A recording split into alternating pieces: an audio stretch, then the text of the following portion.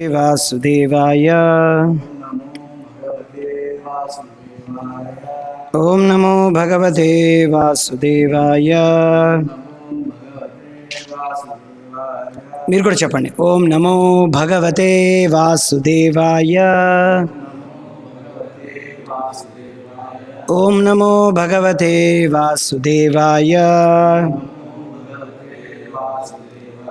ఓం నమో భగవతే వాసుదేవాయ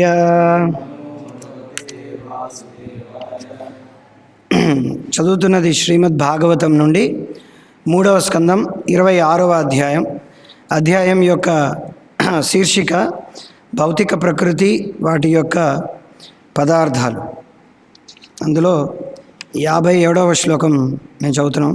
నిన్న 55, 56 అయింది. సో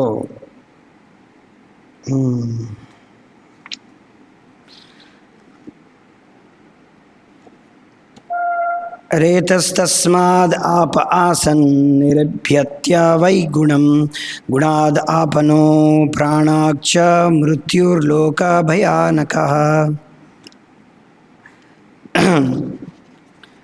నేను ఇంగ్లీష్లో చదువుతాను, తెలుగులో మాట్లాడతాను. Okay. Translation. After this, Semen, the faculty of procreation, and the god who presides over the waters appeared. Next appeared an anus, and then the organs of defecation, and thereupon the god of death, who is feared throughout the universe. Purport. It is understood herewith that the faculty to discharge semen is the cause of death. Therefore, yogis and transcendentalists who want to live for greater spans of life voluntarily restrain themselves from discharging semen. The more one can restrain the discharge of semen, the more one can be aloof from the problem of death. There are many yogis living up to 300 or 700 years by this process. And in the Bhagavatam, it is clearly stated that discharging semen is the cause of horrible death. The more one is addicted to sexual enjoyment, the more susceptible he is to a quick death. Telugulo pustakam తీసుకోండి.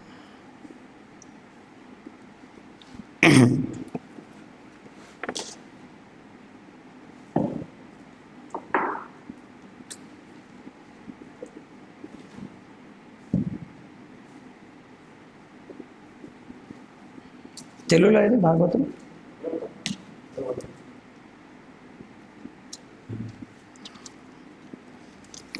మీకోసం నేను తెలుగులో చదువుతాను. వీర్యస్ఖలన శక్తియే మృత్యు కారణమని ఇచ్చట అవగతం అవుచున్నది. కనుకనే దీర్ఘకాల జీవితమును గోరు యోగులు మరియు ఆధ్యాత్మికవాదులు స్ఖలనమును స్వచ్ఛందంగా నిరోధించురు. మనిషి ఎంత అధికంగా స్ఖలనము నిరోధించినచో అంత అధికముగా మృత్యు సమస్య నుండి దూరము కాగలడు. ఈ విధానము ద్వారా 300 సంవత్సరాలు లేదా 700 సంవత్సరాలు జీవించిన యోగిలందరూ కలరు. వీర్యస్ఖలనమే భయానకమైన మృత్యువుకు కారణమని శ్రీమద్ భాగవతమున ఇచ్చట స్పష్టముగా తెలుపబడినది. మనుజుడు ఎంత అధికముగా మైథున భోగమును అలవాటు పడుచుండుడో అంత అధికముగా శీఘ్రగతిని మృత్యువాతము పడును. ఓం అజ్ఞానతిమిరాంధస్య జ్ఞానాంజనశలాకయ చక్షురున్మిళితం येन తస్మై శ్రీగురవే నమః. నమో విష్ణుపాదాయ కృష్ణప్రేష్ఠాయ భూతలే శ్రీమతే భక్తివికాసస్వామినితి నామినే. నమో విష్ణుపాదాయ కృష్ణప్రేష్ఠాయ భూతలే శ్రీమతే భక్తివేదాంతస్వామినితి నామినే. నమస్తే సారస్వతదేవే గౌరవాణి ప్రచారిణే నిర్విశేష శూన్యవాది పాశ్చాత్య దేశితాయ. జయ శ్రీ కృష్ణ చైతన్య ప్రభు నిత్యానంద శ్రీ అద్వైత గదాధర శ్రీవాసది గౌరభక్తవృంద.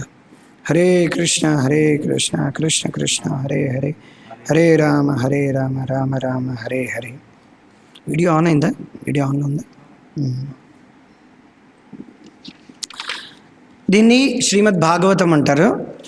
ఇది వేదిక్ ఎన్సైక్లోపీడియా అంటారనమాట.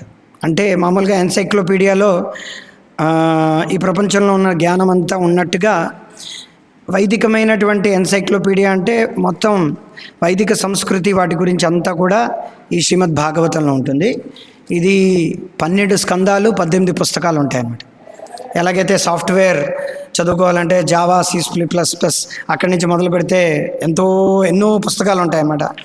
అలాగా ఆధ్యాత్మికమైనటువంటి విషయాల గురించి తెలుసుకోవడానికి శ్రీమద్ భాగవతం అనేది ఏంటంటే మొత్తం వైదిక గ్రంథాలన్నిటి యొక్క సారం అన్నమాట. అంటే ఈ కలియుగంలో అందరికీ కూడా మొత్తం వైదిక గ్రంథాలన్నీ చదివే సమయం లేదు కాబట్టి వ్యాసుడు ఏం చేశాడంటే మొత్తం 12 స్కందాల్లో 18 భాగాల్లో మొత్తం వైదిక గ్రంథాలన్నింటినీ మనకేంటంటే ఈ 12 పుస్తకాల ద్వారా మనకి ఇచ్చాడనమాట.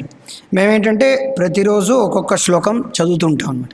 చదివి దాని గురించి కొంచెం ఏదైతే తాత్పర్యంలో ఉందో భావం భాష్యం అంటారు, లేకపోతే ఇంగ్లీష్లో కామెంటరీ అంటారు. దీనికి భావం భాష్యం ఏదైతే ఇస్తారో దాన్ని మేము చదివి మేమేదైతే ప్రాక్టికల్గా వ్యవహారికంగా ఏదైతే మాకు రియలైజేషన్ ఉందో, సాక్షాత్కారం ఉందో, దానికి శాస్త్రానికి అనుగుణంగా మేము దాని గురించి మాట్లాడతాం అన్నమాట. దాన్ని ప్రవచనం అంటారు, ఉపన్యాసం అంటారు మామూలుగా బయట వాళ్ళు. సో అది ప్రతిరోజు జరుగుతూనే ఉంటుంది అనమాట. మా ఇస్కాన్ మొత్తం ప్రపంచవ్యాప్తంగా ఎక్కడ ఇస్కాన్ ఉన్నా సరే, ఇప్పుడు 8 టైం అయిందంటే ప్రతి ఇస్కాన్ ఉజ్బెకిస్తాన్ అయినా, జపాన్ అయినా, చైనా అయినా, ఎక్కడైనా సరే, పాకిస్తాన్ అయినా, బంగ్లాదేశ్ అయినా, ఎక్కడైనా ఇస్కాన్లో ఏంటంటే ఉదయం 8 అయిందంటే అందరికీ ఇలా భాగవతం మీద ప్రవచనం ఉంటుంది అనమాట, ఒక్కొక్క శ్లోకం నుంచి. సో ఇది మనం చదువుతుంది ఏంటంటే 3వ స్కందం. ఇలా 12 స్కందాలు ఉంటాయని చెప్పాను కదా. ఇందులో మొదటి స్కందం ఏంటంటే ప్రథమ సృష్టి గురించి ఉంటుంది. 2వ స్కందం 2వ సృష్టి గురించి ఉంటుంది. 3వ స్కందం ఏంటంటే ఈ సృష్టిలో లోపల జరిగేటువంటి విషయాల గురించి ఉంటుంది. 4వ స్కందంలో ఏంటంటే మీకు ఆ సృష్టిలో జరిగిన తర్వాత ప్రజాపతులు ఎలా వచ్చారు అంటే ప్రజల్ని ఉత్పన్నం చేయడానికి వాళ్ళు కారణాలు అన్నమాట. కశ్యపుడు, తర్వాత వశిష్ఠుడు, ప్లౌముడు, ఇలాగా మొత్తానికి 7 ఋషులే కాకుండా ఎంతోమంది ఋషులు, దక్షుడు, ఇలాగా చాలా వాళ్ళు ఎలాగా వరల్డ్ని ఎలాగా పాపులేట్ చేశారు, ఈ జీవరాశులన్నీ ఎలా వచ్చాయి, మనుషులు ఎలా వచ్చారు, ఈ మొక్కలు, ఈ చెట్లు ఎలా వచ్చాయి, తర్వాత ఈ క్రిమి కీటకాలు ఎలా వచ్చాయి, తర్వాత పాకేటువంటి ప్రాణులు ఎలా వచ్చాయి, తర్వాత 4 కాళ్ళు ఉన్నటువంటి జీవరాశులు ఎలా వచ్చాయి, తర్వాత నాగరికత లేనిటువంటి వాళ్ళు ఎలాగొచ్చారు, నాగరికత ఉన్నటువంటి వాళ్ళు ఎలా వచ్చారు, మొత్తం అంతా కూడా 4వ స్కందంలో ఉంటుందన్నమాట. 5వ స్కందం వచ్చేసరికల్లా ఈ లోపల బ్రహ్మాండంలో ఉండేటువంటి ఒక్కొక్క నేను చెప్పను, ఇది ఇంగ్లీష్లో చెప్పాలంటే ఆస్ట్రానమీ గురించి మాట్లాడుతుంది. మీరు ఆ చిత్రం చూసారంటే ఈ బ్రహ్మాండంలో ఉండేటువంటి 7 లోకాలు ఎలా ఉన్నాయి, కింద 7 లోకాలు ఎలా ఉన్నాయి అంటే మనం ఈ భూమిలో ఉన్నాం, భూమికి చంద్రుడికి మధ్యన ఉండేటువంటి డిస్టెన్స్ ఎంత, భూమికి సూర్యుడికి మధ్యన ఉండేటువంటి డిస్టెన్స్ ఎంత, తర్వాత మిగతా ప్లానెట్ యొక్క పొజిషన్ ఎటువంటిది, తర్వాత మిగతా లోకాల యొక్క పొజిషన్స్ ఎటువంటిది అనే విషయం 5వ స్కందంలో తెలుస్తుంది. 6వ స్కందంలో ఈ లోకాల్లో జీవిస్తున్నటువంటి వ్యక్తులు ఏ రకమైనటువంటి కార్యాలు చేస్తారో ఆ విషయాలు అనేవి ఉంటుంది. 7వ స్కందంలో ఏంటంటే మనుషులు ఎలా జీవించాలి, ఆ లోకాల్లో నాగరికత కలిగినటువంటి వ్యక్తులు ఎలా జీవిస్తారో వాళ్ళ గురించి విశ్లేషణాత్మకంగా 7వ స్కందంలో ఉంటుంది అనమాట. సో 8వ స్కందంలో ఏంటంటే అష్టమ స్కందంలో ఆ లోకాల్లో జీవిస్తున్నటువంటి వ్యక్తుల యొక్క సంబంధం భక్తులతో ఏ విధంగా ఉంది, భగవంతుడు ఎలాగ వాళ్ళని రక్షిస్తాడు, కష్టాలు వచ్చినప్పుడు వాళ్ళు ఎలా రక్షిస్తాడు, అది 8వ స్కందం. 9వ స్కందంలో ఇంకా చెప్పాలంటే భగవంతుడు అవతరించే ముందర అంటే శ్రీకృష్ణుడు వచ్చే ముందర, ఇంకా చెప్పాలంటే ఈ ఒక్కొక్క స్కందంలో ఎన్నో భగవంతుడి యొక్క అవతారాల గురించి మాట్లాడుతూనే ఉంటుందన్నమాట ప్రతి స్కందంలోని. ఎలాగైతే మొదటి స్కందంలో ఏమిటంటే భగవంతుడు ఏ రకంగా మహావిష్ణువుగా వచ్చి మొత్తం ఆయన ఎలాగా సృష్టిస్తాడు, 2వ స్కందంలో బ్రహ్మగా వచ్చి ఏ రకంగా సృష్టిస్తాడు, 3వ స్కందంలో పృథు మహారాజుగా వచ్చి ఏ రకంగా ఆయన పాలన శక్తి, రాజు ఏ రకంగా పరిపాలించాలనేది విషయాలన్నీ ఉంటాయి. సో ఈ రకంగా ఏంటంటే ప్రతి స్కందంలో ఉంటుంది. 10వ స్కందంలో ముఖ్యంగా కృష్ణుడి యొక్క లీలలు ఉంటాయి. 11వ స్కందంలో కృష్ణుడు ఉద్ధవుకు చెప్పినటువంటి తర్వాత ఉద్ధవుడికి చెప్పినటువంటి విషయాలు, తర్వాత ద్వారకలో చేసినటువంటి కృష్ణుడి లీలలు ఉంటాయి. 12వ స్కందంలో కలియుగం గురించి ఉంటుంది అన్నమాట. ఇది మొత్తం 12 స్కందాలు. ఈరోజు మనం చదువుతుంది ఏంటంటే 3వ స్కందంలో 26వ అధ్యాయం. ఇందులో భౌతికమైనటువంటి పదార్థాలు ఎలా వస్తున్నాయి, మనం మామూలుగా చుట్టుపక్కల పంచభూతాలు చూస్తూనే ఉంటాం, భూమి, అగ్ని, జలము, వాయువు. సో ఇవన్నీ ఎలా ఉత్పన్నమయ్యాయి, ఎలాగ దానికి సంబంధించినటువంటి ఇంద్రియాలు ఎలా వచ్చాయి అంటే మనం చెవుల ద్వారా ఎలాగ శబ్దాన్ని వింటాం, కళ్ళ ద్వారా రూపాన్ని ఎలా చూస్తాం, తర్వాత మన నాసికారంధం అనగా ముక్కు ద్వారా ఎలా వాసనని చూస్తాం, నోటి ద్వారా ఎలాగా రుచిని చూస్తాం, తర్వాత స్పర్శ ద్వారా చర్మం ద్వారా ఏ రకంగా స్పర్శని చూపిస్తాం. అంటే ఈ పంచేంద్రియాలు వాటికి సంబంధించినటువంటి ఇంద్రియ విషయాలు. తర్వాత ఇంద్రియానికి అధిపతి అండగా దేవత అనమాట. ఈ రకంగా మొత్తం ఎలాగ సృష్టి జరుగుతుందనే విషయాలు ఈ 26వ అధ్యాయంలో ఈ ముఖ్యంగా 3వ స్కందంలో మనకు తెలుపుతాం. సో ఇప్పుడు మేము చదివినటువంటి శ్లోకం ఏంటంటే దీనికి ముందర జరిగినటువంటి విషయాలు ఏంటంటే ఎలాగ శబ్దం నుంచి ఎలాగ ఆకాశం అనగా వ్యాక్యూమ్ నుంచి అనగా వ్యాక్యూమ్ ఉంటే కానీ మీకు అక్కడ ఏంటంటే శబ్దం అనేది రాదనమాట. సో అలాగా ఆకాశం నుంచి ఎలాగ శబ్దం వచ్చిందో ఇదివరకు చెప్పినటువంటి శ్లోకాల్లో చెప్పారు. ఆ తర్వాత శబ్దం వచ్చిన తర్వాత శబ్దానికి కావాల్సినటువంటి ఇంద్రియం ఏదైతే చెవి ఉందో అది ఎలా వచ్చిందో మనం ముందు చూసాము. ఆ తర్వాత శబ్దము, ముక్కు, తర్వాత కళ్ళు, వీటికి కావాల్సిన విషయాలన్నీ ఎలా వచ్చాయో తెలుసున్నాం. ఈరోజు ఏంటంటే చాలా ముఖ్యమైనటువంటిది సిమెన్ అనగా వీర్యము ద్వారా ఎలాగ సృష్టి జరుగుతుందో దాని విషయం గురించి ఇక్కడ ప్రస్తావిస్తున్నారన్నమాట. ఇది చెప్తుంది ఎవరంటే కపిలుడు అనే భగవంతుడి యొక్క అవతారం. భగవంతుడికి ఎన్నో అవతారాలు ఉన్నాయి. ఆయన కపిల అవతారం, కపిల భగవానుడు అంటారు. ఆయన తన తల్లి అయిన దేవహూతికి చెప్పినటువంటి విషయాలన్నమాట. సో తల్లికే ఆయన ఏంటంటే ఉపదేశాలు ఇస్తున్నాడు అనమాట. మొత్తం భౌతిక సృష్టి ఎలా జరిగిందో, అందులో వీర్యం ఎలా వచ్చింది, దానికి సంబంధించినటువంటి మృత్యుదేవత ఎలా వచ్చాడో ఇక్కడ చెప్తున్నారు. సో ప్రభుపాదుల వారు ఆయన రాసిందనమాట. దాని యొక్క తాత్పర్యంలో ఏం చెప్తున్నారంటే వీర్యస్ఖలనము శక్తియే మృత్యు కారణమని ఇచ్చట అవగతమవుచున్నది అని చెప్తున్నారు. అంటే ఏంటంటే చాలామంది ఏమనుకుంటారంటే మృత్యుకు కారణం హార్ట్ అటాక్, మృత్యుకు కారణం వాడి తాలూకా ఊపిరితిత్తులు ఆగిపోవడం, ఊపిరి ఆగిపోయింది అనుకుంటారు. కానీ ఇక్కడ ముఖ్యమైనటువంటి విషయం ఏంటంటే ఎప్పుడైతే మనిషి తన వీర్యాన్ని ఎప్పుడైతే ప్రతిరోజు కానీ ఒక వైదికమైనటువంటి పద్ధతి ద్వారా వీర్యాన్ని వాడు ప్రొటెక్ట్ చేసుకోవడం కానీ దాన్ని ఎలా ఉపయోగించుకోవాలనే విషయం తెలియకపోతే ఆయన మృత్యువుకి చాలా దగ్గరగా త్వరగా అవుతున్నాడు అనమాట. అందుకే మనం ఈ రోజుల్లో ఏంటంటే హఠాత్ మరణాలు అనేవి చాలా ఎక్కువగా మనం చూస్తూ ఉంటాం. ఇవన్నీ కలగడానికి గల కారణం ఏంటంటే వీర్యాన్ని వృధా చేసుకోవడమేనమాట. వీర్యాన్ని ఏంటంటే వాళ్ళు వృధా చేసుకోవడం వల్లనే వాళ్ళకేంటంటే ఇలాంటి ఏమిటది అకాల మృత్యు అనమాట. అకాల మృత్యు అనేది సంభవిస్తుంది. అంటే మృత్యువుకి వీర్యానికి చాలా సంబంధం ఉందన్నమాట. మనం అది అర్థం చేసుకోవాలి. మామూలుగా మీరు యూట్యూబ్ ఛానల్లో ఈ రోజుల్లో ఆడవాళ్ళు కూడా చాలామంది వచ్చేసి మీరు హస్తమైథునం చేసుకోండి, మాస్టర్బేషన్ చేసుకోండి అని చెప్పి పెద్ద పెద్ద ప్రవచనాలు ఇస్తారనమాట. ఒక లేడీ ఉంది, ఆవిడైతే మీరందరూ చాలా యంగ్ అనమాట. అంటే ఏమాత్రం సిగ్గు లేదనమాట. అంటే అఫ్కోర్స్ ఇన్స్టాగ్రాము, ఫేస్బుక్ ఇవన్నీ కూడా చేంజింగ్ రూమ్స్ అయిపోయాయి. అంటే వాళ్ళు బట్టలు ఇలా మార్చుకుంటారనమాట. బ్రా వేసుకుంటారు, ఇలా తీసేస్తారు, తర్వాత ఒక్కొక్కటి వేసుకుంటారు, మళ్ళీ ఒక్కొక్కటి ఇప్పుతుంటారు. సో అసలు అదంతా కామన్ అయిపోయింది అనమాట ఈ రోజుల్లో. సో ఆడవాళ్ళు మగవాళ్ళు ఇద్దరూ వీర్యం పోగొట్టుకుంటున్నారు అనమాట. దానివల్ల ఏమవుతుందంటే మనస్సు, బుద్ధి ఈ రెండూ కూడా స్థిమితంగా లేవన్నమాట. ఆ స్థిమితంగా లేకపోవడం వలన ఏం చేయాలో, ఎలా చేయాలో, ఎందుకు చేయాలో చేసినా సరే దానికి పర్యవసానం ఎలా ఉంటుందనే విషయం వాళ్ళు మర్చిపోయి విచ్చలవిడితనం అనేది జీవితం యొక్క లక్ష్యంగా మార్చుకున్నారనమాట.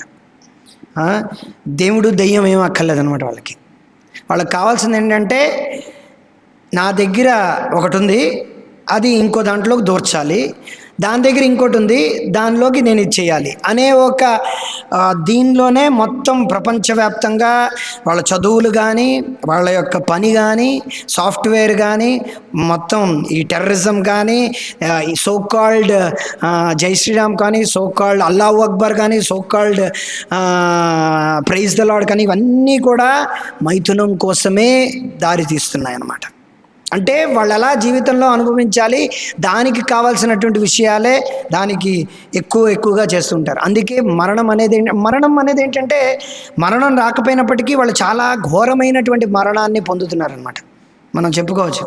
చూడండి రతన్ టాటా ఎలా అయిపోయాడు, పప్ప అంటే ఏంటి, వాడు నడవలేని పరిస్థితిలో కూడా అయిపోయాడు అనమాట. అంటే యాక్చువల్గా పూర్వకాలంలో అలా ఉండేవారు కాదు. 70 ఏళ్ళైనా సరే నక్కులా ఉంటారనమాట. మన తాతలు తెలుసును, వాళ్ళు నడ్డి అంటే ఇలా వంగి వాళ్ళు ఏంటంటే గడ్డి కట్ చేస్తారు, తర్వాత గంటలైనా పని చేయగలరు అనమాట వాళ్ళు. ఎందుకంటే వాడు వీడియాన్ని ఎప్పుడూ కాపాడుకుంటారనమాట. రతన్ టాటాయే కాదు, చాలామంది. ఎందుకు అబ్దుల్ కలాం అలా పడిపోయాడు, ఎందుకు హఠాత్తుగా పడిపోయాడు అనమాట. సో మనం ఎందుకంటే ఇవన్నీ ఏంటంటే, మనం సైకలాజికల్ మెంటల్ ప్రాబ్లమ్స్ కలియుగంలో చాలా ఎక్కువ అన్నమాట. ఎందుకంటే వాళ్ళు వీర్యాన్ని కోల్పోతున్నారు. చాలామంది స్టూడెంట్స్ మా దగ్గరికి వచ్చి, మా కాన్సన్ట్రేషన్ పెరగాలి సార్, ఏం చేయాలి, మాకు మెంటల్ స్టెబిలిటీ లేదు, ఏం చేయాలని. మేము డైరెక్ట్గా చెప్పలేమన్నమాట వాళ్ళకి, ఎందుకంటే వాళ్ళు చాలా బాధపడతారు. ఇంద్రియ విషయం, మగవాళ్ళు ఆడవాళ్ళు పక్కన కూర్చుంటే కాన్సన్ట్రేషన్ ఎలా వస్తుంది? వంగితే ఎప్పుడెప్పుడు ఆ స్థనం చూడాలని చూస్తుంటారు, వెనక భాగాన్ని చూడాలని చూస్తుంటారు, తొళ్ళ చూడాలని చూస్తుంటారు, కాళ్ళు చూడాలని చూస్తుంటారు. ఈ రోజుల్లో ఏది చూడాలన్నా సరే వాళ్ళకి ఏంటంటే మోహాతీతం అయిపోతుంటారు అనమాట. వాళ్ళు చెప్పలేనంత ముఖం చూస్తేనే వాళ్ళకి ఏంటంటే చెప్పలేనంత ఉపలాటం, నోట్లోంచి చొంగగారిపోవడం. వాళ్ళ ఆ రకంగా ఏంటంటే సినిమాలు కానీ, ఆ రకంగా సీరియళ్ళు కానీ, ఆ రకమైనటువంటి మొత్తం సమాజం అంతా అలా తయారు చేసినప్పుడు వాళ్ళకి స్థిమితం కానీ, వాళ్ళకి మనసు, వారి జీవితంలో లక్ష్యాన్ని కానీ ఎలా చేరుకుంటారు? ఈవెన్ మనం ఒలింపిక్లో గోల్డ్ మెడల్ సాధించాలన్నా సరే, ఈవెన్ మనం చేస్తున్నటువంటి ప్రోగ్రామ్ ఏదైతే సింటాక్స్ల మధ్యలో చేయాలన్నా సరే, మనకేంటంటే కాస్తో కూస్తో కాన్సన్ట్రేషన్ కావాలన్నమాట. ఒలింపిక్లో గోల్డ్ మెడల్ సంపాదించిన వాడే ఒక కోచ్ ఏమంటాడంటే, నువ్వు ఒక 1 రోజులు 2 నెలలు సెక్స్ చేయకూడదు అంటారు అనమాట. కానీ ఈ రోజుల్లో ఉన్నటువంటి వ్యక్తులు ఏం చెప్తారు, నువ్వు ఎంత సెక్స్ చేస్తే అంత మంచిది అంటారు అనమాట. శాస్త్రానికి విరుద్ధంగా మాట్లాడుతున్నారు. శాస్త్రానికి విరుద్ధంగా మాట్లాడడం వల్ల ఏమవుతుంది, వాళ్ళకి పార్కిన్సన్ వస్తుందన్నమాట, వణుకు డిసీజ్ వస్తుంది. కొత్తల్లో మనకు అనిపిస్తుంది అనమాట, విరాట్ కోహ్లీ లాగా అని. ఇదంతా ఏంటంటే వీర్యం ఎక్కువగా పోవడం వల్ల వచ్చేటువంటి పర్యవసానం అనమాట. ఎంత ఎక్కువ సెక్స్ చేసుకుంటే అంత ఎక్కువగా వాళ్ళు చూపిస్తారన్నమాట బయటికి. ఇవంతా ఏంటంటే సెక్షువల్ డిజైర్ యొక్క పర్యవసానం. ఏంటంటే వాళ్ళకి ఏంటంటే బయటకి ఏంటంటే ఏదో 6 కొట్టినట్టుగా, ఏదో 4 కొట్టినట్టుగా అనిపిస్తుంది. ఇదంతా సెక్షువల్ డిజైర్. ఎందుకు ఎంత పెద్ద మొబైల్ కొనుక్కోవాలి? ఎందుకంటే కామం అన్నమాట. ఎంత ఎక్కువ కామం ఉంటే అంత పెద్ద మొబైల్ కొనుక్కుంటారు, అంత పెద్ద కారు కొనుక్కుంటారు, అన్ని ఎక్కువ గోల్డ్లలో ఏంటంటే వేళ్ళకి ఉంగరాలు పెట్టుకుంటారు. ఇవన్నీ ఏంటంటే సెక్షువల్ డిజైర్, కామానికి చిహ్నాలు అన్నమాట. పూర్వకాలంలో ఏంటంటే పుణ్యం కొద్దీ ఎంత పుణ్యం ఉంటే అంత ఎక్కువ డబ్బులు సంపాదిస్తారని మనం పూర్వకాలంలో చెప్పుకునేవాళ్ళం. కానీ కలియుగంలో ఏంటంటే ఎంత ఎక్కువ కామానికి ఎంత ఎక్కువ అటాచ్మెంట్ ఉంటే వాళ్ళకి ఏంటంటే వాళ్ళ దగ్గర ఎక్కువ డబ్బు ఉంటుంది, వాళ్ళ దగ్గర ఎక్కువ ఆడవాళ్ళు ఉంటారు, వాళ్ళ దగ్గర పెద్ద కార్లు ఉంటాయి. ఇవన్నీ కామానికి పరాకాష్ట, వీర్యం స్ఖలనం అయిపోవడానికి పరాకాష్ట అనమాట. కలియుగంలో మొత్తం అంతా రివర్స్ అనమాట. ఇక్కడ చెప్తున్నారు, the faculty of discharge is the cause of death. అంటే వాళ్ళు కూడా మరణిస్తారు.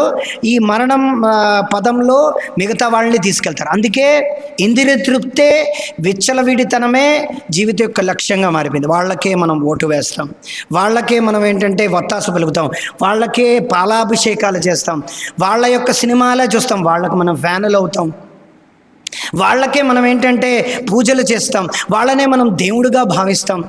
దేవుడు ఎదురుగుండా ఉన్నా సరే వాళ్ళని మనం దేవుడు దైవంగా బాధిస్తాం.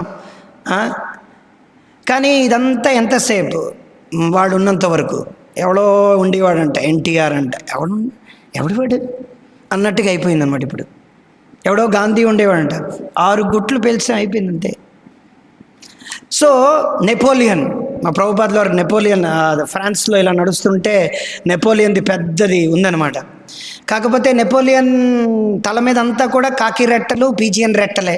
మనం చూస్తాం ఇక్కడ బోళ్ళ మంది, ఎంతోమంది ఎక్కడెక్కడికో తాడేపల్లిగూడెంలో ఎస్వి రంగారావు తాలూకా పెద్ద స్తూపం ఉందండి. కానీ ఏం లాభం? ఎండకు మాడుతోంది, దానికి కాకి రెట్టలు వేస్తున్నారు, ఏం లాభం? దీనివల్ల ఏం లాభం లేదు. మర్యాద అంటే విగ్రహాన్ని అర్చన చేయడానికి పెట్టి అక్కడ పూజ చేస్తాం అన్నమాట. కానీ మర్యాద లేనప్పుడు బయటే పెడతారనమాట. సో ఇక్కడ ప్రభుపాదులు రాస్తున్నారు, యోగులు కానీ ఆధ్యాత్మికవాదులు కానీ వాళ్ళ యొక్క జీవితం యొక్క వ్యవధి పెంచుకోవాలంటే ఈ వీర్యాన్ని ఎలాగైనా కాపాడుకోవాలి. దానివల్ల ఏమిటవుతుంది? ఎందుకు ఇలా చెప్తున్నారంటే, దానివల్ల మనం మేధస్సు పెరుగుతుంది, భగవంతుడి పైన మనకి చాతుర్యం పెరుగుతుంది, మన యొక్క ఇంటెలిజెన్స్ పెరుగుతుంది. ఎందుకంటే వీర్యం ఎప్పుడూ కూడా పైకి వెళ్ళాలి. ఊర్ధ్వమూలం మనం తిలకం పెట్టుకుంటాం. ఎందుకు పెట్టుకుంటాం? ఎందుకంటే ఊర్ధ్వరేఖ అంటారు. ఊర్ధ్వరేఖ అంటే ఏంటంటే వీర్యం అనేది పైకి వెళుతుంది. యోగులందరూ ఏమిటంటే ఈ షట్చక్రాల ద్వారా ఈ యొక్క సిమెన్, ఈ యొక్క వీర్యం ఏదైతే ఉందో అది పాము లాంటిది అనమాట. ఇప్పుడు కూడా ఇలా పైకి వెళ్తుంటుంది, పాము ఎప్పుడు కిందకు ఉండదు అనమాట, పాము ఎప్పుడు పడకెత్తుతుంది. ఆ విధంగా ఈ వీర్యం అనేది ఏంటంటే పైకి వెళ్ళి ఈ చక్రాల ద్వారా నాభిస్థానం అంటే దాన్ని ఏమంటారు, దీని ఏదో చక్రం అని మర్చిపోయాను. సో ఈ పైకి వచ్చిన తర్వాత యోగులు ఎక్కడికి కావాలంటే అక్కడికి వెళతారనమాట. అది సో వాళ్ళ యొక్క వీర్యం ద్వారా, వాళ్ళ యొక్క మనసు ద్వారా, బుద్ధి ద్వారా. కానీ ఇప్పుడు ఏమిటి, మన యొక్క ఇంద్రియ తృప్తే మన కళ్ళ ఎదురుకుండా ఏది కనిపిస్తే అది మనకు ఆనందం, చెవులకు ఏది వినిపిస్తే అది ఆనందం, నోటికి ఏదికి వస్తే అది విచ్చలవిడిగా తినడం. అందుకే చూడండి, ఎక్కడ పడితే ఎక్కడ మాంసం కొట్లు ఎందుకు అయిపోయి? ఎందుకంటే ఎక్కువ మాంసం తినడం, ఎక్కువ సిగరెట్లు తాగడం, ఎక్కువ డ్రగ్స్ తినడం వల్ల ఏమవుతుంది? సెమెన్ ఎక్కువ డిశ్చార్జ్ అవుతుంది. ఎక్కువ తప్ప తాగితే ఏమవుతుంది? సెమెన్ ఎక్కువ డిశ్చార్జ్ అవుతుంది. వీర్యం అనేది స్ఖలనం అయిపోతుంది అన్నమాట. ఎక్కువ మాంసం తినడం వల్ల, ఎక్కువ సిగరెట్ కాలిస్తే ఏమిటి, ఒక రోజున వాడు ఇంపార్టెంట్ అయిపోతుంది. ఎందుకు ఎక్కువ పిల్లలు పుట్టలేదు? ఎందుకు అందరికీనో ఇక్కడ మొబైల్ పెట్టుకుంటారు, సిగరెట్లు కాలుస్తుంటారు, మొబైల్ ఇక్కడ పెట్టుకుంటారు, సిగరెట్లు కాలుస్తారు, సిగరెట్లు కాల్చకుండా వాసన పోవడానికి అని చెప్పి అదేంటి చూయింగ్ గమ్ము, బబుల్ గమ్ము తింటూ ఉంటారు, లేకపోతే మెంథోస్ తింటారు. ఇదంతా డేంజర్ ఇంకోటి లేదనమాట. దీనివల్ల ఏమవుతుంది?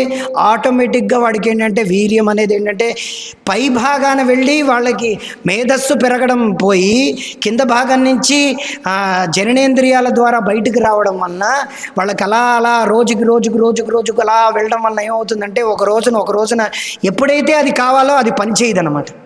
కానీ మనం ఏమిటి చూస్తాం, సినిమాల్లోని ఈ హాట్ వెబ్ సిరీస్లోని వాళ్ళు ఏంటంటే 20 నిమిషాలు, గంట సేపు, 3 గంటలు ఇలా ఎలారా వాళ్ళు 3 గంటలు చేస్తున్నాడు. వాడికి ఎవడికో 50 మంది గర్ల్స్ ఉన్నారంటే వాడికి ఏంటంటే వాడు ఇన్స్టాగ్రామ్లో చాలా పెద్ద ఫాలోవర్స్ అంట వాడికి.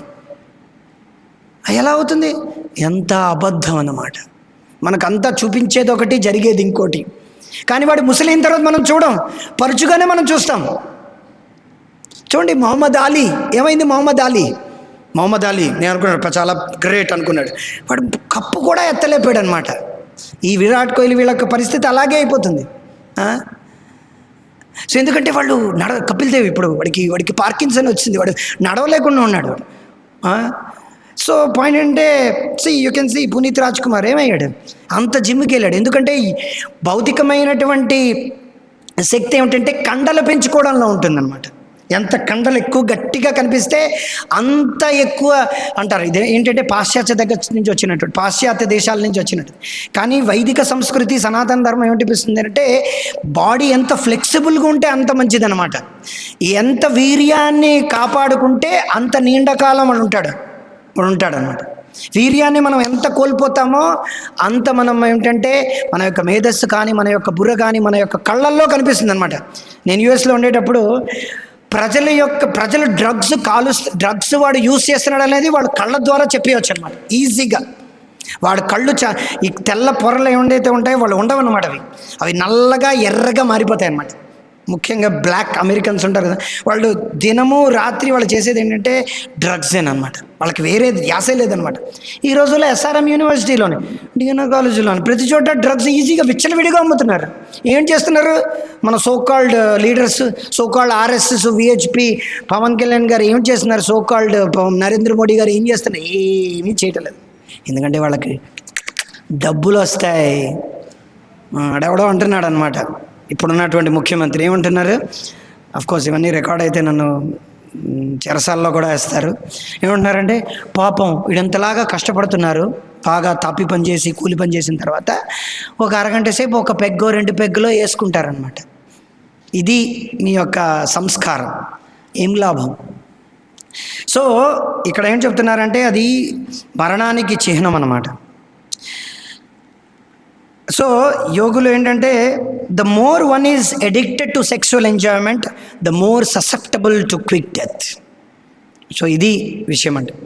కానీ భౌతిక జగత్తులో అందరూ ఏమంటారు, మీరు ఎంత ఎక్కువ సెక్స్ చేస్తే అంత మీరు మీ యొక్క ఏంటి ఇది ఇమ్యూనిటీ పవర్ పెరుగుతుందని చెప్తారనమాట. మీరు వస్తే 2021లో మీకు తెలుసో లేదో నాకు తెలియదు, కానీ స్టాటిస్టిక్స్ ప్రకారంగా తెలిస్తే అబార్షన్ రేట్లు పెరిగాయంట, కాండమ్స్ ఎక్కువ అమ్మారంట. ఐపిల్ మీకు తెలియదు కదా, సిప్లా వాళ్ళది అనమాట. ఐపిల్ అంటే సెక్స్ చేసుకున్న 2 గంటల లోపల ఆ మెడిసిన్ వేసుకుంటే పిల్లలు పుట్టరనమాట, ఆడవాళ్ళకి స్పెసిఫిక్గా. గర్భ నిరోధక మాత్రలు అనమాట. వీటన్నిటి యొక్క సేల్స్ బాగా పెరిగాయంట. అంటే మరి లాక్డౌన్లో చేసే పని ఏముంది? మనం అది కామెడీగా ట్రోల్ వీడియోలు పెట్టుకుంటున్నారు అందరూ. లాక్డౌన్లో మా వాడు చాలా బాడీ బిల్డర్ అండి, మేము లాక్డౌన్లో చేసింది ఒకటేనండి అని చెప్పి కన్ను కొట్టుకుంటూ వాళ్ళు సినిమా వాళ్ళు టాక్ షోల్లో మాట్లాడుకుంటున్నారు. అబ్బా సర్కార్ అంట వాడెవడో దరిద్రుడు. ఇవన్నీ కార్యక్రమాలు, డబల్ మీనింగ్ డైలాగులు, ఫౌల్ లాంగ్వేజ్లు, అమ్మ చెల్లి బూతులు. ఇది మన యొక్క భరతమాత, మన యొక్క భరతభూమి, తెలుగు జాతి వెలుగు. అబ్బా వెలిగిపోతుంది అమ్మా సూపర్గా. ఎంత ఎక్కువ వీర్యం వదులుతుంటే అంత ఆనందం అనిపిస్తుంది అనమాట మనకి. కానీ ఏంటి, the more one is addicted to sex, the more one susceptible to quit. అలాంటప్పుడు సెక్స్ చేసుకోకూడదా అని అంటారు. అలా కాదనమాట. వైదిక సంస్కృతి ఏమిటి చెప్తుందంటే నో సెక్స్ అని చెప్పలేదన్నమాట. వైదిక నో ఇల్లిసిట్ సెక్స్, వ్యభిచారం చేయకూడదు అనమాట. అంటే జెంటిల్మ్యాన్గా యాక్చువల్గా చెప్పాలంటే చిన్నప్పుడే వివాహం చేసుకోవాలన్నమాట. అందుకే రాజస్థాన్, హర్యానా, పంజాబ్లో కూడా ఇప్పుడంతా నాశనం అయిపోయింది. పంజాబ్ అంటే మనకి పోర్నోగ్రఫీ జ్ఞాపకం వస్తుంది అన్నమాట. పంజాబ్లో ఉన్నటువంటి ఆడవాళ్ళంతే మోర్ ఆర్ లెస్ పోర్నోగ్రఫీలో యాక్ట్ చేస్తారనమాట. సో ఇంకా రాజస్థాన్, గుజరాత్లో ఏంటంటే ఇంకా ఉన్నారనమాట. చిన్నప్పుడే వాళ్ళకి రాజ్పూత్ వంశంలో అట్లీస్ట్ 15 సంవత్సరాలకి వాళ్ళకి నిశ్చితార్థం చేసిస్తారనమాట. వాడికి తెలిసినమాట నేను ఆల్రెడీ నాకు ఒక పెళ్ళి అయిపోయింది, ఆవిడతో ఇదైపోయింది, నిశ్చితార్థం అయిపోయింది, పెళ్లి చేసుకోవడమే అని తెలిసిపోయింది అనమాట. ఎందుకంటే ఎప్పుడైతే మనకి పెళ్ళి అయిపోతుంది అనే ఒక ఆడది ఎప్పుడైతే నా మనసులో ఉంటుందో మిగతా వాళ్ళని నేను ఎలా చూస్తాను, మాతృవత్ పరదారేషు, పరస్త్రీ నేను తల్లిగా చూస్తాను అనమాట ఆటోమేటిక్గా. ఇప్పటికీ కొన్ని సమాజాల్లో అలా జరిగిపోతుంది అనమాట. ఎందుకు అలా జరుగుతుంది? ఎందుకంటే ఇటుపక్క there is protection for men and modesty for women అంటారు అనమాట. There is a proverb. ఒక పెద్ద బిల్బోర్డ్ చూశాను అనమాట, ఎక్కడ మెహదీపట్నం, హైదరాబాద్లో. Protection for men and modesty for women అని చెప్పి పెట్టాడు. బుర్ఖా వేసుకుంది. కానీ లోపల ఏం జరుగుతుందో మాకు తెలుసమ్మా. సో ఇదంతా ఏంటంటే పైన ఆర్భాటం అనమాట. ఎందుకంటే వీళ్ళందరూ కూడా ఇక్కడ ముళ్ళల్లాగా పెంచుకొని అక్కడ దేనికోసం వెళ్తున్నారు? 72 మంది ఏమిటి అప్సరసలు కావాలంట వాళ్ళకి. ఇక్కడ కాపాడుకోవడం అంటే జన్నత్కి వెళ్ళిన తర్వాత 72 మంది మనకి అప్సరసలు కావాలంట. అయితే మీకు అల్లా అక్కర్లేదనమాట. ఇలాంటప్పుడు మీకు దేవుడు అక్కర్లేదనమాట. కానీ వైదిక సంస్కృతిని ఏంటి, ఎందుకు మనం కాపాడుకోవాలి, ఎందుకు పెళ్లి చేసుకోవాలి? ఎందుకంటే మనం ఇద్దరి మధ్యన మనం ఎందుకు అంటే ఇది వివాహ యజ్ఞం అంట. భగవంతుడి కోసం వివాహం చేసుకోవాలి. ధర్మ విరుద్ధో భూతేషు కామోస్మి భరతర్షభ. కృష్ణుడు ఏమంటున్నారంటే ఆ సెక్స్ ఏదైతే మీరు చేస్తారో అది నా కోసం ఎప్పుడైతే చేస్తారో, నన్ను కేంద్రిక బిందుగా చేసుకొని ఎప్పుడైతే మీరు దాన్ని ఆ సెక్స్ని చేసి తద్వారా పిల్లల్ని కానీ ఆ పిల్లల్ని నా కోసం సంస్కారం అంటే నన్ను తెలుసుకోవడానికని సంస్కారంగా పెంచుతారో అది నేను అని చెప్పి కృష్ణుడు చెప్తున్నాడు అన్నమాట. అంటే ధర్మానికి విరుద్ధంగా ఏదైతే మనం చేస్తామో అక్కడ భగవంతుడు లేడు, అక్కడ వర్ణ సంకర జరుగుతుంది. పుట్టేటువంటి పిల్లలు ఎందుకు ఇక్కడ మానభంగాలు చేస్తారు? ఎందుకు వాళ్ళు అంటే మీ కళ్ళు ఎదురుగుండా ఒక చిన్న 5 సంవత్సరాల అమ్మాయితో ఎవడైనా రేప్ చేస్తాడయా? 5 సంవత్సరాల అమ్మాయితో, 5 సంవత్సరాల అబ్బాయితో ఎవడైనా సరే చైల్డ్ అబ్యూస్ ఎవరైనా చేస్తారా? ఈ రోజుల్లో చైల్డ్ అబ్యూస్లు ఎక్కువైపోయి చిన్నప్పుడే పిల్లలకి ఇచ్చేయడం. ఎందుకంటే ఇవన్నిటి గురించి వైదికమైన సంస్కృతి ప్రకారంగా ఎడ్యుకేషన్ లేదు. కావాలంటే లోపల సెక్స్ ఎడ్యుకేషన్ కావాలని చెప్పి బాటనీ జువాలజీలో వీర్యం ఎలా ఉంటుంది, ఇది ఎలా ఉంటుంది, అది ఎలా పెరుగుతుంది, అది ఎలా ఏంటిది? ఇది కాదనమాట. దానివల్ల ఏమవుతుంది? దానివల్ల ఇన్స్టాగ్రామ్లో వీడియోలే పెరుగుతాయి, లైక్స్ వ్యూసే పెరుగుతాయి, మీ వీర్యమే కిందకి వెళ్తుంది, కానీ దానివల్ల ఏం లాభం లేదనమాట. ఇది సెక్స్ ఎడ్యుకేషన్ అంటే. సెక్స్ని ఎలాగా రెగ్యులేట్ చేయాలి, సెక్స్ని వద్దనుకోవడం. కళ్ళల్లో ఏదో వ్యాధి ఉంది, కళ్ళే తీసేయాలంటాం లేదనమాట. క్యాట్రాక్ట్ వచ్చింది, తీయకూడదు. ఏం చేయాలి? దాన్ని మ్యాక్స్ విజన్కో ఏ హాస్పిటల్కి వెళ్ళి దానికి ఏంటంటే క్యాట్రాక్ట్ని నయం చేసి కళ్ళద్దాలు పెట్టుకొని చూడగలిగేటువంటి స్థితిని తీసుకురావాలి. అందుకే కళ్ళు దానం చేసిన వాడిని నేత్రదానం ఎందుకు చాలా గొప్పదంటారు. ఎందుకంటే మనం కళ్ళ ద్వారా చూడాలనుకున్నాం అన్నమాట. సో సెక్స్ నో సెక్స్ కాదనమాట. No illicit sex. No illicit sex అంటే తన యొక్క భార్య తప్ప మిగతా వాళ్ళందరినీ తల్లులుగా ఎక్కడ ట్రైనింగ్ ఉంది? లేదు. తన భార్య మిగతా భార్య కూడా నాకు పెళ్ళైపోయిందండి లేకపోతే అని చెప్పి మీతో పాటు నేనేమైనా చేసేవాడిని అనమాట. ఈవెన్ చట్టం ఎలా చేస్తే 4, 5, 10 మందిని కూడా వీళ్ళు ఏంటంటే వదిలేసి పెళ్లి చేసుకొని అది కూడా ఉందన్నమాట. వైదిక సంస్కృతిలో 16,000 మందిని కృష్ణుడు పెళ్లి చేసుకున్నాడు. 60,000 మంది దశరథ మహారాజు పెళ్లి చేసుకున్నాడు. వాళ్ళందరికీ మహల్స్ ఉన్నాయి. కృష్ణుడు 16,000 మందిని పెళ్లి చేసుకుని 16,000 మంది లాగా ఆయన విభజన అయ్యాడు అనమాట. 16,000 మంది కృష్ణుడు. ఇదంతా రామ్ గోపాల్ వర్మని తీసుకురండి, బైర్ గణేష్ని తీసుకురామని మేము మాట్లాడతాం. ఇదంతా ఒకవేళ ఇదైతే నువ్వు ఒక్కరిని పెళ్లి చేసుకోవడానికి నీకు దాన్ని కాపాడుకోవడానికి నీకేంటంటే నీకు 3 చెరువులు నీళ్లు తాగుతున్నావు 16,000 మందిని. అది జెంటిల్ మ్యాన్ అంటే. అంటే 10,000 మంది 3, 4 పెళ్లి చేసుకొని ఒకరిని వదిలేసి 4 పెళ్లి చేసుకొని ఇంకొకరిని వదిలేసి ఇంకొకరిని పెళ్లి చేసుకొని అది కాదనమాట. వైదిక సంస్కృతి ఏంటంటే 10 మందిని పెళ్లి చేసుకోండి, 10 మందిని సుఖంగా ఉంచేటట్టుగా 10 మంది చేత పిల్లల్ని కానీ వాళ్ళని సంస్కారవంతులుగా తయారు చేయడం అనమాట. సో ఇదంతా దేనికి దారి తీస్తుందంటే ఇది వర్ణాశ్రమ ధర్మంకి, ఇది వర్ణ సంకర లేకుండా ఉండేటువంటి పిల్లల్ని చేయడానికి అనమాట.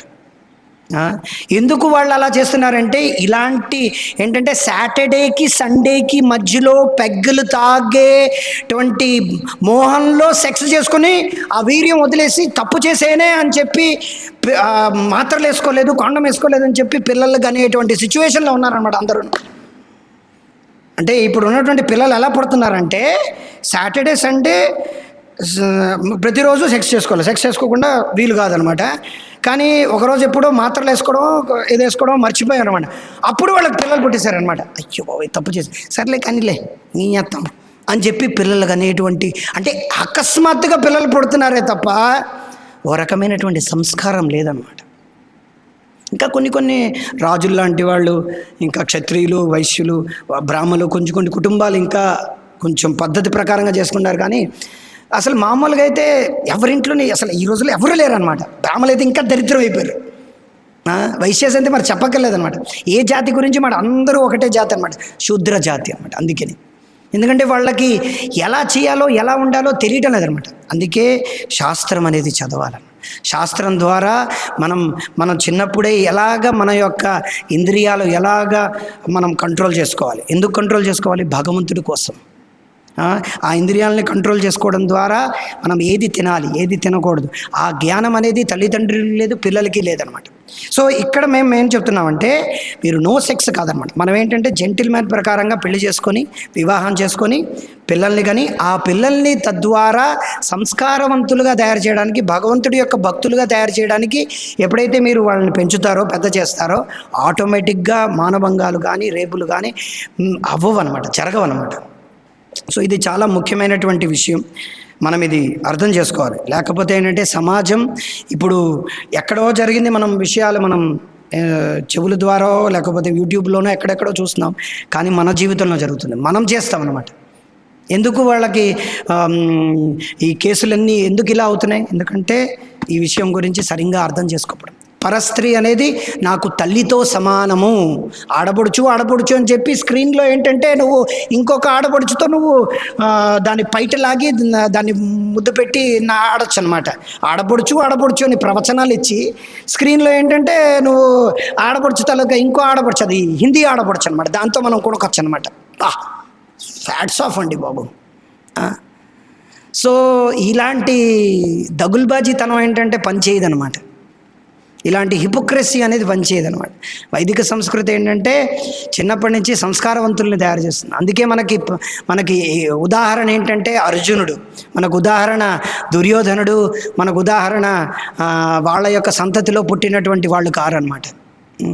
సో అందుకే భాగవతం మనం చదవడం ద్వారా మనకేంటంటే వీర్యాన్ని ఎలాగా కాపాడుకోవాలి, తద్వారా మనం ఏంటంటే మరణం పొందుతారు అందరూ కూడా, కానీ ఎటువంటి మరణం? సునాయాసమైనటువంటి మరణాన్ని అందరూ పొందాలి. సునాయాసంగా అంటే ఎవరికి ఏమాత్రం కష్టం కలగకుండా ఇటుపక్క. ఎందుకంటే ఈ రోజుల్లో అందరూ కూడా ఐసీయూల్లో చనిపోతున్నారు. చావు అనేది చాలా పెద్ద, అంటే వాడు చనిపోవడానికే లక్షలు తీసుకెళ్ళిపోతున్నారు అనమాట. వాడు సంపాదించినటువంటి ఇప్పుడున్నటువంటి సాఫ్ట్వేర్లో అందరూ సంపాదిస్తారన్నమాట, కోట్లు సంపాదిస్తారు.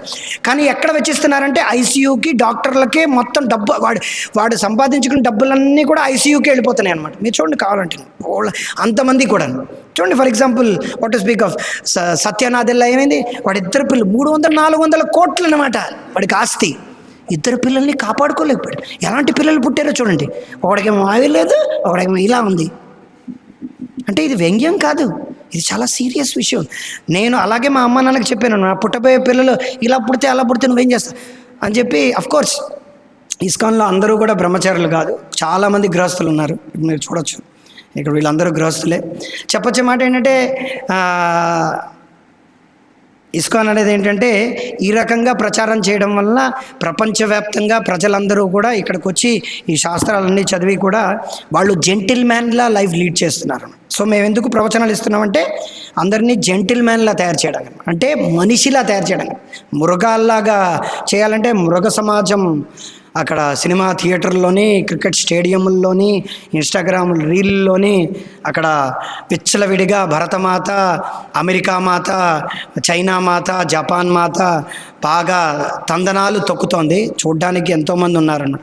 దానికోసం కాదనమాట. ఇక్కడ జెంటిల్మ్యాన్లా మారి వాళ్ళు ఏంటంటే ఆర్యులుగా మారడానికి అనమాట.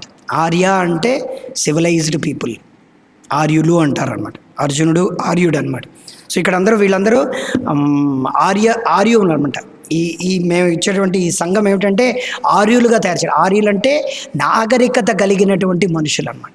సో ఇక్కడ ఎందుకంటే ఫస్ట్ నాగరికత కలిగిన మనిషిగా మారిన తర్వాతే మనం భగవంతుడి పైన మనం కేంద్రీకరించుకోవడం, మనం చేసేటువంటి పని పైన. అది సాఫ్ట్వేర్ జాబ్ అవ్వచ్చు, డాక్టర్ అవ్వచ్చు, ఇంజనీర్ అవ్వచ్చు, ఏదైనా మన కెరియర్ అవ్వచ్చు, ఏదైనా అవ్వచ్చు, దానిపైన సంలగ్నం చేసుకోగలం కదా. బేసిక్స్ అనేవి ప్రాబ్లం అయితే మనం ఫౌండేషనే తప్పుగా నడుస్తుంటే మనం జీవితంలో ఏదైనా సాధించాలన్నా, ఈవెన్ మనం ఈ భౌతికంగా ఏది సాధించాలన్నా సరే బేసిక్ ఇదన్నమాట. మనం దీన్ని వదిలేసి మనం చేయాలంటే చేయలేము. సిగ్మెంట్ ఫ్రాయిడ్ లాగా నా తల్లిని చూసినా సరే నాకు ఏంటంటే చొంగ కారిపోతుందనే అన్నాడు అనమాట వాడు, సిగ్మెంట్ ఫ్రాయిడ్. అంటే నీ యొక్క సమాజంలో అలా అవ్వచ్చు, కానీ వైదిక సంస్కృతిలో అలా కాదనమాట.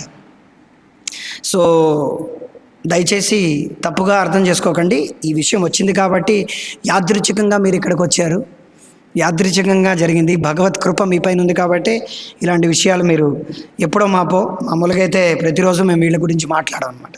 ఈరోజు ఆ విషయం గురించి వచ్చింది, అందుకే మాట్లాడాం. మీకు ఏమైనా ప్రశ్నలు ఉంటే అడగవచ్చు. ఈ క్లాస్ గురించి మొదట అడుగుదాం, దాని తర్వాత ఏమైనా ఉన్నాయా ప్రశ్న? మీరేమైనా అడగాలనుకుంటున్నారా? అంటే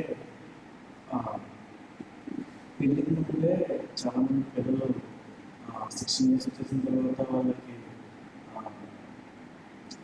కొంతమంది డాక్టర్స్ ఉంటారు, వాళ్ళ దగ్గరికి వెళ్ళినప్పుడు కూడా మీరు బాత్రూంలోకి వెళ్ళి చేసుకోవచ్చు అంటున్నారు కదా. దానివల్ల కూడా మనకి డెత్కి చాలా తొందరగా రావచ్చు అంటారా? డెత్ రావడం అంటే ఇక్కడ అర్థం ఏంటంటే చావు వెంటనే వచ్చేది అనమాట. కొంతమంది అలా చనిపోయిన వాళ్ళు ఉండొచ్చు. ఇదేంటంటే చావు అంత ఘోరంగా మీకు మనకి ఏంటంటే ఒక యవ్వన ప్రాయంలో ఒక వ్యక్తి ఎంత వీర్యాన్ని ఎక్కువగా కోల్పోయి, ఎంత ఎక్కువగా మైథునం పైన, ఎంత ఎక్కువగా ఆడవాళ్ళు మగవాళ్ళపైన ఆ యొక్క దీనిలో ఎక్కువగా ఉండడం వలన వాళ్ళకు ముసల ప్రాయంలో ఏంటంటే చాలా ఘోరమైనటువంటి చావు చేస్తారనమాట. అది ఇక్కడ విషయం. మీకు అర్థం చేసుకోండి, మీరు వీర్యాన్ని ఏ విధంగానైనా సరే దాన్ని స్ఖలనం చేసుకోవచ్చు, కానీ దానివల్ల పర్యవసానం ఇక్కడ చెప్తున్నారనమాట.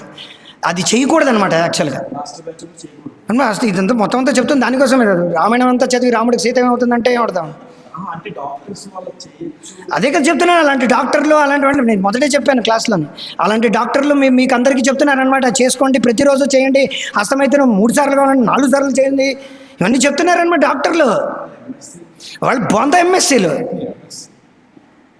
వాళ్ళు ఎంఎస్సీలు కాదనమాట. నా నోటి నుంచి ఇంకా స్లాంగ్ వర్డ్స్ వస్తాయి, వద్దు. సో పాయింట్ ఏంటంటే వాళ్ళు ఏంటంటే మీ పాలిట యముళ్ళు అనమాట. మీ యొక్క మీకు ఏంటంటే చూడండి, ఓకే ఇలా ఒక సినారియో తీసుకుందాం. మీరేంటంటే ప్రతిరోజు వీర్యాన్ని వదులుకుందాం అనుకుందాం. మరి ఎందుకైతే పిల్లలు పుట్టడం లేదు సమయానికి? పెళ్లి చేసుకున్న వెంటనే 1 సంవత్సరానికి పిల్లలు పుట్టలేదు. చాలా మంది చూడండి, ఇన్ఫెర్టిలిటీ ఇన్ని ఫెర్టిలిటీ సెంటర్లు ఎందుకు వచ్చాయి? సరోగేసీ ఎందుకు పెరుగుతుంది? మీకు తెలుసా, ఈ పిల్లలు పుట్టడం అనే ఒక కాన్సెప్ట్ మీద కోట్ల కొలది వ్యాపారాలు జరుగుతున్నాయి డాక్టర్లకి. తెలుసా మీకు? వాళ్ళు ఎందుకు చెప్తారంటే దీని వెనకాల ఉన్న కారణం, ఎందుకు మీరు చేసుకోండి అది ఇది ఎందుకు అంటారంటే, ఈ వీర్యం మీరు పోగొట్టుకున్నారనుకోండి మీకు పిల్లలు పుట్టరు, కానీ మీకు పిల్లలు కావాలి కదా. రేపొద్దున ఏమవుతుందంటే ఇక్కడ ఉన్న గోలేల కోడేరులోనో ఇక్కడ ఉన్న ఆడవాళ్ళందరికీ ఏంటంటే వాళ్ళు ఏం చెప్తారంటే, మీరు ఇక్కడికి రండి, మేము మీకు సరోగేసీ అంటే మీ గర్భానికి రెంట్కి తీసుకుంటాం, ఆ రెంట్కి డబ్బులు ఇస్తారు. వీళ్ళందరికీ పిల్లలు ఎలా పుడుతున్నారు? అదంతా డాక్టర్లకి ఇక్కడున్న ఆడవాళ్ళకి మధ్య ఉన్నటువంటి కుమ్మక్క అనమాట. మగవాళ్ళందరికీ ఇక్కడి నుంచి వీర్యాన్ని తీసుకుంటారు. మీకు తెలీదు, ఇక్కడి నుంచి కొంచెం టిష్యూస్ అన్ని తీసుకుని సెల్స్ అన్ని తీసుకొని అందులో ఓవంలో కలిపి వీళ్ళందరికీ ఇచ్చేసి ఆ ఎగ్ని ఏంటంటే ఇక్కడ ఉన్నటువంటి ఆడవాళ్ళందరికీ లోపల వేసి వాళ్ళందరినీ 9 నెలలు ఎక్కడికి కనిపించకుండా వాళ్ళకి డబ్బు ఇస్తారు. ఇదంత పెద్ద స్కామ్ జరుగుతుందా? అదంతా కూడా వాళ్ళకి ఆగిపోతుంది అనమాట. ఎందుకు ఆయుర్వేదం కానీ న్యాచురోపతి కానీ ఇంటి వైద్యాన్ని ఎందుకు డాక్టర్లు, ఎంత పెద్ద కుంభకోణం అనమాట. డాక్టర్స్ ఇండియన్ మెడికల్ అసోసియేషన్ అనేది ఏంటంటే ఇది పెద్ద స్కామ్ అన్నమాట. ఎంత పెద్ద స్కామ్! మీరు ఏ వైదిక సంస్కృతిలో ఉన్నటువంటి ఏ వ్యక్తిని అనండి, ఆయుర్వేదం ప్రాక్టీస్ చేస్తున్నటువంటి ఏ వ్యక్తిని అనండి, సంస్కారం కలిగినటువంటి ఏ వ్యక్తి డాక్టర్ ప్రాక్టీస్ చేసుకున్నప్పటికీ సంస్కారం ఉన్నటువంటి ఈవెన్ ఎంఎస్ ఎంబీబీఎస్ చదువుతున్న డాక్టర్ని అడిగినా సరే మాస్టర్బేషన్ అనేది మంచిది కాదు, వీర్యాన్ని కాపాడుకోవాలని చెప్తాడు. ఎవడైతే మోడర్న్ ఎడ్యుకేషన్లో బాగా కుమ్ము కూరిపోయాడో, ఎవడైతే రంగనాయకమ్మ పుస్తకాలు చదువుతాడో, ఎవడైతే ఈ ఎండమూరి వీరేంద్రనాథ్ పుస్తకాలు చదువుతారో, ఎవరైతే ఏంటిది చాకో వాడి పుస్తకాలు చదువుతారో, ఎవరో శ్రీశ్రీ చేసినట్టు కవితలు చదువుతారు, ఎవరైతే వేటూరి సుందరరామూర్తి చేసినట్టు పుస్తకాలు చదువుతారు, ఎవరైతే సిరివెన్నెల సీతారామ శాస్త్రి రాసినటువంటి పాటలు చదువుతారో వాళ్ళందరూ ఏంటంటే వీర్యాన్ని వదులుకోవాలనే అంటారనమాట. ఆ పుస్తకాలన్నింటిలోనే అవే ఉంటాయి. సెగ్మెంట్ 5 పుస్తకాలన్నీ తెలుగులో తర్జుమా అవుతున్నాయి, అందరూ చదువుతున్నారు. ఎందుకు చదువుతున్నారు? సెక్స్ పుస్తకాలు ఎన్ని అమ్ముతున్నారు తెలుసా మీరు. ఇప్పుడు యాక్చువల్గా పూర్వకాలంలో ఏంటంటే అందరూ సెక్స్ కోసం పుస్తకాలు చదవడానికి చాలా భయపడేవారు. ఈ రోజుల్లో ఓపెన్గా చదువుతున్నారు, ఓపెన్గా చదువుతున్నారు. మస్తరామ్ ఉండేవాడు, ఆ మస్తరామ్ అంతా సీరియల్గా ఎలా తీశారు అందరూ చూస్తున్నారు. చూడలేదని గ్యారంటీ చూపించండి, ఎవడైనా చూడలేదని అందరూ చూస్తున్నారు. మస్తరామ్ అనే వాడు ఉండేవాడు అనమాట. వాడు ఏం చేశాడంటే రాతపూర్వకంగా ఎలాగ ఒక వ్యక్తి ఒక సెక్స్ చేసుకుంటారు మొత్తం, అంటే దాన్ని ఏమిటంటే పదజాలంలో స్టోరీ రూపంలో పెట్టి అవన్నీ చదువుతున్నారు ప్రజలు. అవన్నీ చదవడం వల్ల ఏంటి, చదవడం ఫోన్ సెక్స్ అంట, సెక్స్ చాట్ అంట. ఎక్కడి నుంచి వచ్చాయి ఇవన్నీ? సెక్స్ చాట్ ఎక్కడి నుంచి వచ్చింది? ఇవన్నీ వీటి నుంచే, పుస్తకాల నుంచే. దమ్ముంటే ఈ డైరెక్టర్లు అందరినీ చంపండిరా, అప్పుడు నేను మీరు నిజంగా సనాతనుడు, నిజంగా అల్లాహు అక్బర్, నిజంగా ప్రైజ్ ద లార్డ్ అనుకోవడానికి. కానీ మీకు అందరికీ లేదన్నమాట. ఎందుకంటే ఎవరైతే అంటున్నారో వాళ్ళందరూ ఇవన్నీ చేస్తున్నారనమాట. యాంటీ పోన్ ఎవడో చేయడు, చూడు, యాంటీ పోనోగ్రఫీ చేయడు, యాంటీ డ్రగ్స్ మూవ్మెంట్ చేస్తారు. లాస్ట్ టైం ఏదో ఎప్పుడు 2017, 18, 19 భారతదేశం ఏంటంటే పోనోగ్రఫీని బంద్ చేయాలని అనుకుంది. మొత్తం కేబుల్ ఆపరేటర్ అందరూ రెడీ అయిపోయారు. మొత్తం అప్పట్లో కేబుల్ ఆపరేటర్, సిటీ కేబుల్ వాళ్ళందరూ సంఘాలన్నీ వచ్చేసి దీనికి విరుద్ధం పెట్టారనమాట. ఎందుకు దీని వ్యాపారం, కోట్లలో వ్యాపారం. మీ యొక్క ఆ వీర్యం యొక్క వ్యాపారం కోట్లలో నడుస్తుందన్నమాట. కానీ మేము చెప్పాం అనమాట, బయటికి వెళ్ళి వీళ్ళని చేస్తున్నారు అని. సమయం వచ్చిందో ఒకటే చెప్పాం. కాకపోతే మాలో బోళ్ళంత మంది బ్రహ్మచారులు ఉన్నారు. వాళ్ళు ఎవరు అనవసరంగా సినిమాలు కానీ అనవసరంగా అన్నీ చూడం అనమాట. ఎందుకు చూడం? వాటి వలన వీర్యం అనవసరంగా తగలడుతుంది తప్ప దానికి పైకి వెళ్ళి భగవంతుడి మీద కేంద్రీకృతం అవుతారన్నమాట. కాన్సన్ట్రేషన్ పెరగదనమాట. మీరు అనొచ్చు, మీ కళ్ళ కింద కూడా చెరుగులు వచ్చేయండి, మేము కూడా ఈ సమాజం నుంచి బయటకు వచ్చి ఇక్కడికి వచ్చిన వాళ్ళమే కదా, మేమేమి పైనుంచి దిగొచ్చేసి మేమే పెద్ద మహాత్ములం అని చెప్పుకోలేదు కదా. సో మేము ఇక్కడ అఫ్కోర్స్ ఇప్పుడే మేము ఇల్లిసిట్ సెక్స్ చేయడం కానీ అసలు అయితే నో సెక్స్ అనమాట. ఇప్పుడైతే మాకైతే మేము బ్రహ్మచారులు. మామూలుగా అయితే ఎవరైతే పెళ్లి చేసుకునే వాళ్ళు ఉన్నారో వాళ్ళు పెళ్లి చేసుకుని పిల్లల్ని బాగానే కంటున్నారు. అయినప్పటికీ ఇప్పుడున్న సమాజంలో పిల్లలు కంటాం ఒక పెద్ద ఛాలెంజ్ అయిపోయింది అనమాట. పిల్లలు కంటున్నారు, ఒకరు ఇద్దరు మహా అయితే, ఎందుకు 3, 4, 10 మందిని కనలేకపోతున్నారు. సో ఇదంతా చాలా పెద్ద టాపిక్ అనమాట. దీని ఏంటంటే మనం సిస్టమేటిక్గా వెళ్ళాలి. అందుకే భగవద్గీత చదవాలి. ఇంద్రియాలు అలాగా నియంత్రించుకోవాలో భగవద్గీతలో చెప్పారు. భగవద్గీత ఏ సనాతన ధర్మం, సనాతనం జై శ్రీరామ్ అంటున్నాడు, వాడేమో ఇది అంటున్నాడు, నేను చంపేస్తా, నువ్వు ఇది అంటున్నావు అది అంటున్నావు ఇది అంటారు. కానీ ఎవడు భగవద్గీత చదవడం, ఎవరు చదువుతున్నారు? సో భగవద్గీత చదవాలి. మెల్లిమెల్లిగా శాస్త్రాలు చదవడం ద్వారా మీకు అర్థమవుతుంది. కొంత ఒక శ్లోకం 2 శ్లోకాలు కొంతది కనీసం ఆదివారం ప్రోగ్రాంకైనా రావాలన్నమాట. అట్లీస్ట్ కొంచెం, ఎక్కువ ఏం చేయక్కర్లేదు, కొంచెం చేస్తే మనకు ఎంతో లాభం ఉందన్నమాట. వైదిక సంస్కృతిలో అంతేనమాట, కొంచెం చేస్తే ఎంతో లాభం ఉంటుందన్నమాట. ఫర్ ఎగ్జాంపుల్ మీరున్నారు ఇక్కడ, మీరు ఒక 40 రోజులు 30 రోజులు 10 రోజులు దీక్ష చేయడం, దీనిలో మీరు ఎంత శక్తిని సంపాదిస్తారు చూడండి. మీరేమో కిందన పడుకుంటారు, వెజిటేరియనే తింటారు, వీర్యాన్ని ఏంటంటే కాపాడుకోవాలని ట్రై చేస్తారు, తర్వాత ఏ అపభ్రంశమైనటువంటి మాటలు మాట్లాడరు. దీనివల్ల ఏంటంటే ఎంతో మనకి శక్తి వస్తుంది. పౌరుషం, ద్వేషం, తర్వాత కామం, క్రోధం, లోభం, మదం ఇవన్నీ తగ్గుతాయి అన్నమాట. తగ్గడం వల్ల మనకి ఎంతో లాభం వస్తుంది అనమాట. తద్వారా భగవంతుడి యొక్క కృప కూడా మనకి లభిస్తుంది. అంటే ఏది కూడా వైదిక సంస్కృతిలో అన్నీ ప్యాకేజ్గా వస్తాయన్నమాట. ఏ మంచి చేసినా అన్నీ ప్యాకేజ్గా వస్తుంది అనమాట. అది ఇలాంటప్పుడు జీవితాంతం చేయొచ్చు కదా. అది మేము జీవితాంతం ఇలాగే ఉండాలని మేము చెప్పడం లేదు. మనం శుభ్రంగా ఆఫీస్లో వర్క్ చేసుకోవచ్చు, అమెరికా కూడా వెళ్ళొచ్చు అనమాట. కానీ శుభ్రంగా జెంటిల్మెన్ లాగా పెళ్లి చేసుకొని ఒక 10 మందిని పిల్లల్ని కానండి, తప్పెవడన్నాడు? 10 మందిని కమ్మి మాకు ఒక్కడిని ఇస్కాన్కి ఇచ్చేయండి. మీరందరూ కలిసి ఒక 4 ఇస్కాన్కి ఒకళ్ళని ఇవ్వండి, మీరు 9 మందిని ఉంచుకోండి. అందులో అమ్మాయిలు అవ్వచ్చు, అబ్బాయిలు అవ్వచ్చు, మాకు మొత్తంగా ప్రచారానికి ఉపయోగించుకుంటాం. మేము ఇలాగే ప్రచారం చేస్తున్నాం. మీరు 10 మందిని పిల్లల్ని కనండి, 20 మందిని కనండి, అందులో ఒకడిని మాకు ఇవ్వండి, మేము ప్రచారానికి ఉపయోగించుకుంటాం.